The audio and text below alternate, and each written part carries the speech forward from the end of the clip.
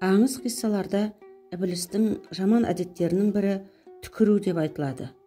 Әлімсақта аспанға түкіремін деп Тәңірді ренжітеді. Онан кейін ұлық Алла адамды жаратқан кезде Ібліс періштелерді ертіп адамды тамашалауға келеді.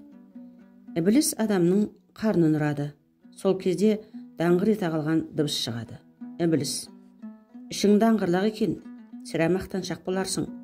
Бүкіл өмірің осы қарныңды тойдырумен өтер, деп қарынға түкіріп жібереді. Іблістің түкірігі адамның күндік тұсына түскен екен.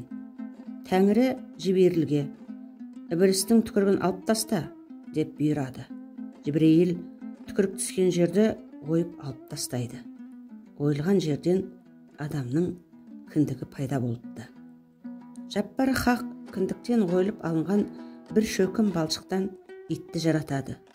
Ит осылайша әлімсақтан адамның серігіне айналады. Ит адамның кіндік балшығынан жаралған соң терісі түксіз жалаңаш болыпты. Іблістің бойында қызғаныш оянып, адамға кектенеді. Адамға тиісейін десе, Тәңірден қорқады. Бір күні адамға қарап тұрып: Тәңір сені несіне жаратқан, түрің құрсын, деп бетіне түкіріп жібереді. Сол сәтте ит адамды қорғап Ібліске тап береді. Ібліс итке ашуланып қаһарын төгеді. Іблістің қаһарынан ит тоңып өледі.